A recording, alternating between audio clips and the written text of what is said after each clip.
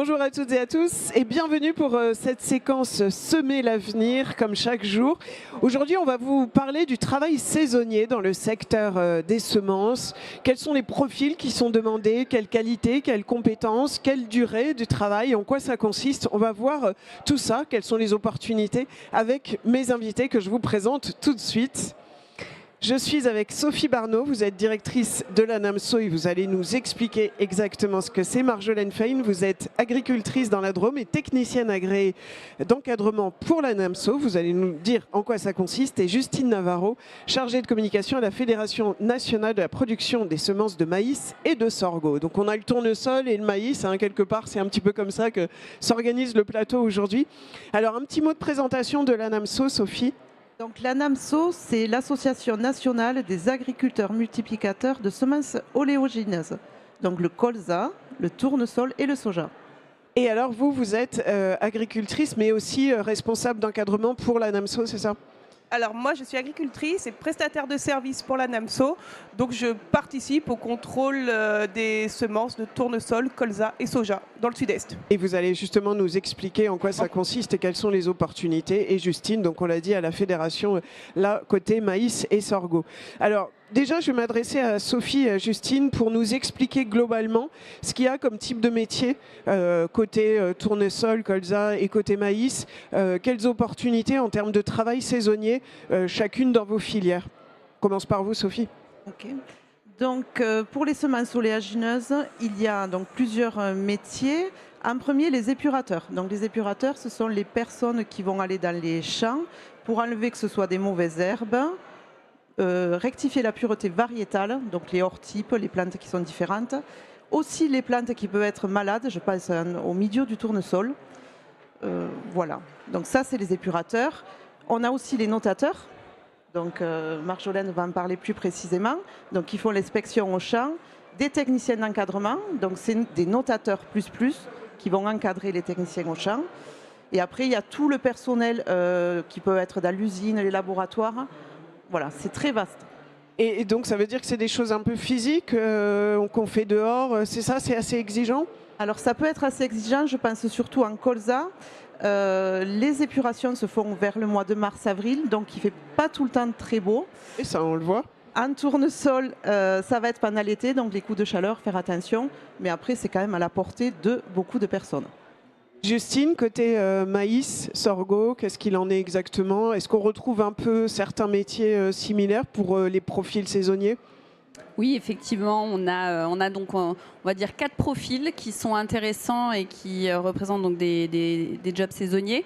Donc, on va avoir effectivement le castreur, la castreuse, qui va permettre donc la multiplication de 2 variétés de semences de maïs.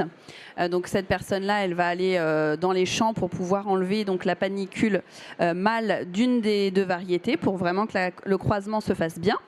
Et ensuite, on va avoir plutôt des profils qui sont dédiés au contrôle en fait, de ces cultures de maïs et de sorgho pour vérifier que le cahier des charges a bien été appliqué. Donc on a un profil technicien agréé qui lui va être vraiment sur le terrain en train de vérifier, de passer dans les parcelles, et le profil de technicien agréé qui va lui aussi encadrer donc les techniciens agréés. Ensuite, on va avoir un 4e profil qui est plutôt aide technique laboratoire, qui là pour le coup sera en laboratoire pour pouvoir faire à la suite des récoltes du maïs. Et ça dépend des saisons évidemment, vous l'avez dit, en mars-avril, l'épuration, donc c'est en fonction quelle typologie de profil par rapport à quelle saison spécifiquement? Alors, pour les semences oléagineuses, si on parle du colza, la floraison donc, intervient sur le mois d'avril, on va dire, donc il n'y a pas de vacances scolaires. C'est pas évident, ça tombe pile poil pendant les vacances scolaires. Donc pour les colzas, les personnes qui vont épurer les colzas, c'est plutôt des personnes qui ont l'habitude de travailler dans les champs. Donc qui reviennent régulièrement. Peuvent revenir régulièrement, qui font des travaux saisonniers, qui peuvent ramasser des pommes par la suite, etc. Et pour le tournesol, donc sur le mois de juillet, on a des profils beaucoup plus jeunes, donc des étudiants qui vont venir faire les épurations et également faire les notations. D'accord. Alors, côté notation, est-ce que vous pouvez nous expliquer, Marjolaine, puisque vous êtes vraiment sur le terrain, comment ça se passe, en quoi ça consiste, et puis peut-être quelles sont les qualités qu'il faut avoir ou les compétences? Alors, être technicienne agréée, c'est tout d'abord avoir la formation. Donc, c'est une formation qui va déboucher sur une qualification, hein, une formation officielle qui va nous donner un agrément délivré par SEMAE Formation. Cette formation, c'est 2 jours avec un côté théorique où on va découvrir la culture de semences, le règlement technique que l'on va aller observer sur les parcelles ensuite, et on aura une partie sur une parcelle où on va vraiment voir concrètement tout ce qu'on doit voir sur nos parcelles de production. Ensuite, il y a un QCM pour valider cette formation, hein, et une fois que ce QCM est validé, on prend notre petite voiture, donc il faut un permis de conduire, et ensuite on va se déplacer pour aller voir les parcelles. Là déjà, ça demande un bon sens de l'orientation, hein. Moi, quand j'ai commencé, je ne savais pas lire une carte. Maintenant, je sais très bien lire une carte, et on a de plus en plus d'outils GPS. Hein, donc, voilà, des faut outils pas trop GPS qui s'inquiéter nous non dit plus. de tourner à droite et à gauche. Mais une bonne carte, ça permet quand même déjà de vérifier un point important du règlement technique, ce sont les isolements par rapport aux autres cultures qui vont être autour. Et c'est difficile d'avoir l'agrément ou pas? Il faut Pas bosser un spécialement, peu, il faut écouter. s'intéresser, écouter pendant les 2 jours, et celui qui va s'être intéressé, qui aura écouté, aura l'agrément. Est-ce que pour les profils dont vous avez parlé, il faut à chaque fois un agrément, une certification ou quelque chose où il y a des profils qui ne demandent pas spécifiquement de formation? Alors dans le maïs, pour la partie castration, voilà, on va dire que c'est une mission qui est plutôt courte et plutôt simple, plutôt de la répétition dans le geste.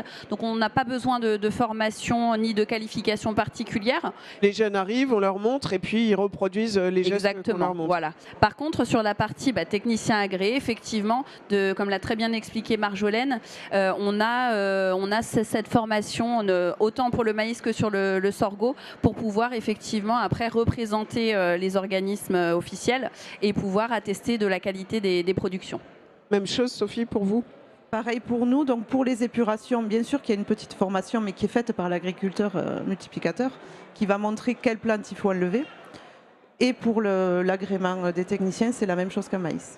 Et alors, comment on se rend... Alors, combien ça gagne?